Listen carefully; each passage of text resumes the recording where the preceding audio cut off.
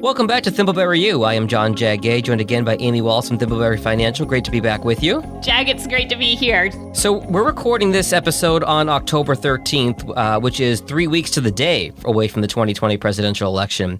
So today we're going to discuss what people can do to prepare for the election financially. So what is it about this particular topic that made you want to talk about it today? Yeah, Jag, I'm glad you asked that question. There is so much intensity, I'm probably stating the obvious, in the conversation around politics in the election this year. And many topics have become political that haven't previously been political.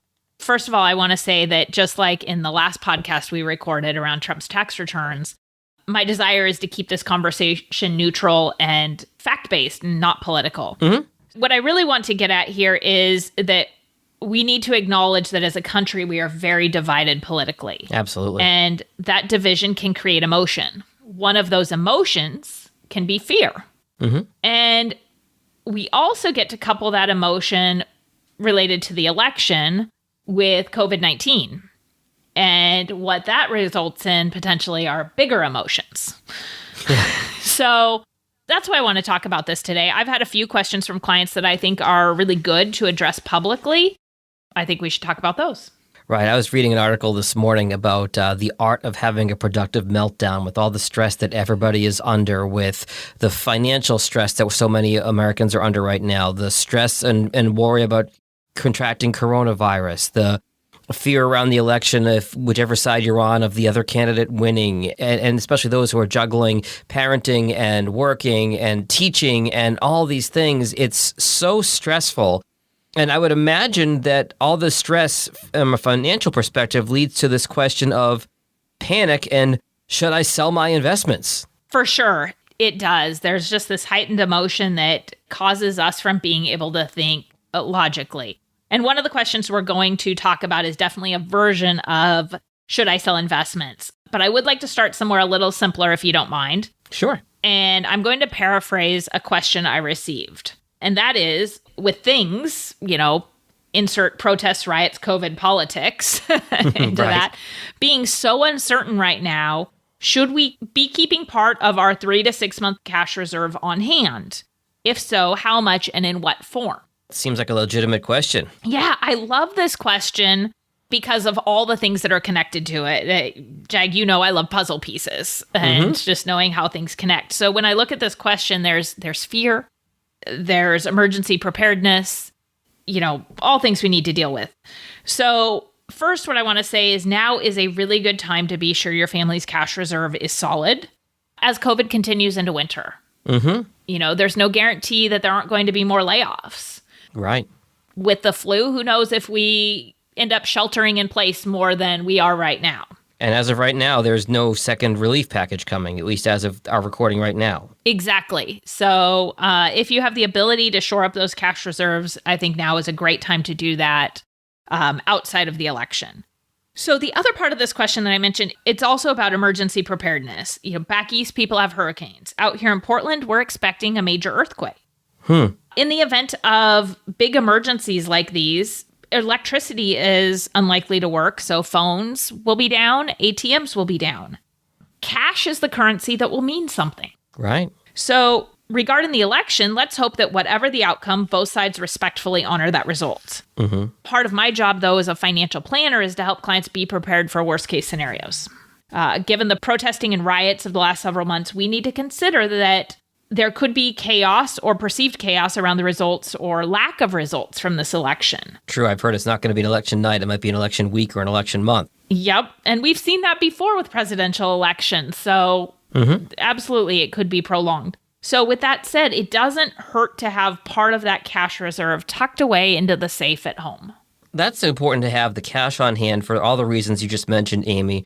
But what about the stock market if there is that kind of chaos that could very well happen? Yeah, chaos is a good word. Markets don't like chaos. They like predictability. What I will say is in this election, it may not matter if there is chaos or predictability. It's the perception of it and the emotions that come from us being divided as a people and the thought process that the world will end. I'm exaggerating there a little bit, but you get the idea with world will end if my choice for president doesn't win. Right. As an advisor, I avoid market predictions, and I won't make one now. I will say, though, that it is reasonable to be prepared for a downturn following the election, no matter the result, as investors' emotions play out and any real uncertainty is sorted. Okay, yeah, that is a very good point because markets don't like volatility or chaos, whether it's real or perceived, because as the cliche goes, perception is reality. Yes. What steps do you recommend to somebody who is worried about the stock market? We're 3 weeks out, but be proactive. Do what you can while the market is good. Have a plan, know your plan. As we talked about, as part of that plan, have an adequate cash reserve. Also look to see if you need to rebalance your portfolio. Yeah, that's something we've talked about in previous episodes. Another thing we've talked about in previous episodes that I think is really important to remind people of is that downturns are normal and historically stocks recover.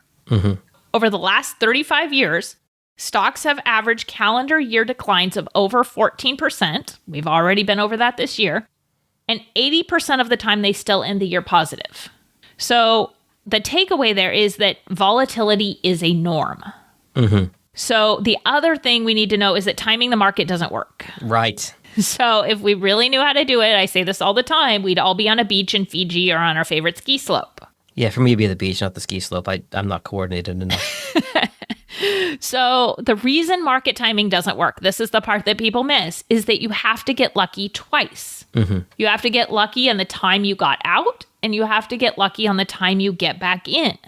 So when we talk about getting back in, that's one of the hangups for people, right? They often get out when the market's low, and then the market's gone high before they're willing to get back in. What people also don't necessarily realize is that you can lose by being out of the market on the wrong days. Yes.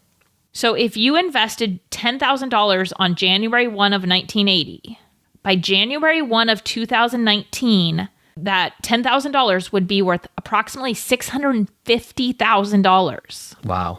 If you miss the best 30 days in the market over that 40-year period, your money would only be worth approximately $125,000. 125 as opposed to 650. Wow. Yes.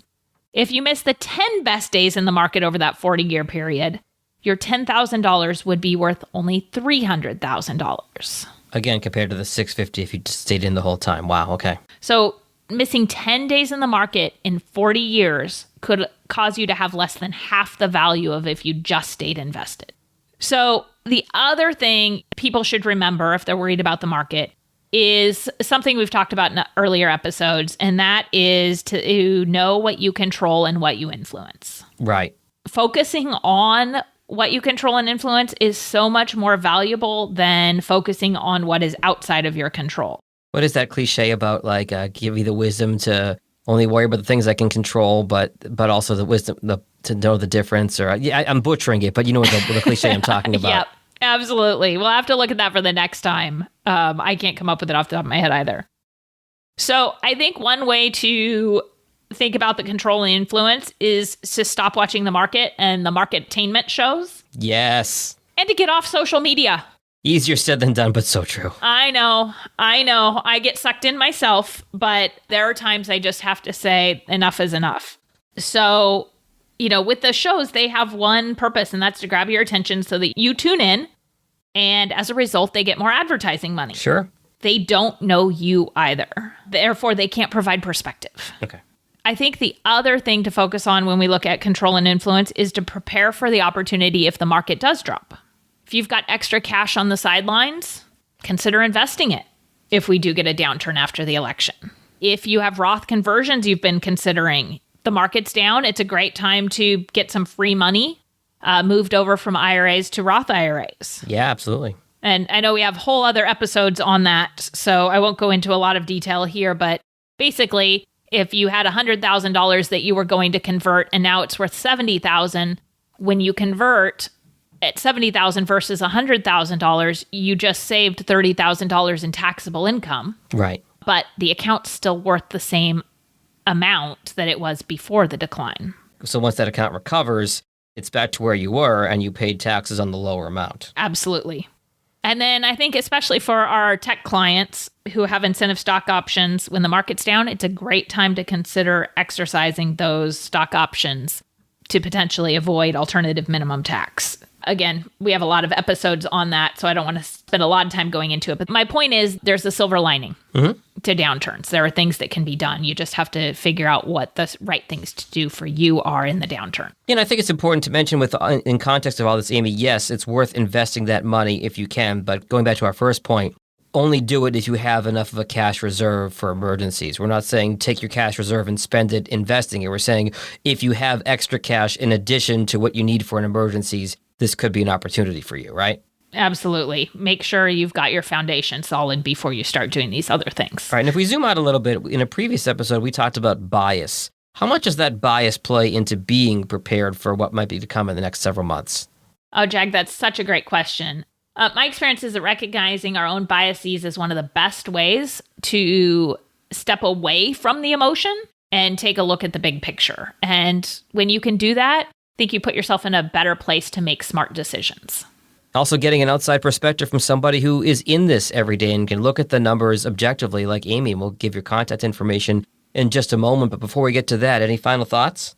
Yeah, I think just what we talked about recently, and that is remembering what your plan is and knowing what you can control and influence in that plan. It's that control and influence. Know what your plan is and know what you control and influence in that plan. That's the first way to be prepared. And if you aren't certain about your plan, get a second opinion. Sure. Also, if you're worried, talk to your advisor. They know your situation. Listen to them knowing your situation more than those marketainment shows and what you're reading from Sally and Joe on Facebook. Right. And in terms of those marketainment shows, they are broadcasts and by definition, a broad audience, and they're not going to know your specific situation as opposed to a personal financial advisor like Amy. Amy, if somebody wants to talk to you about their planning for the rest of 2020 and beyond, what are the best ways to find you? They can reach us on our website at thimbleberryfinancial.com or give us a call at 503-610-6510. And get out and vote. Good stuff as always, Amy. We'll talk again soon. Sounds great, Jag. Thanks. Registered representative. Securities offered through Cambridge Investment Research, Inc., a broker-dealer, member FINRA, SIPC. Investment advisor representative, Cambridge Investment Research Advisors, Inc., a registered investment advisor. Cambridge and Thimbleberry Financial are not affiliated.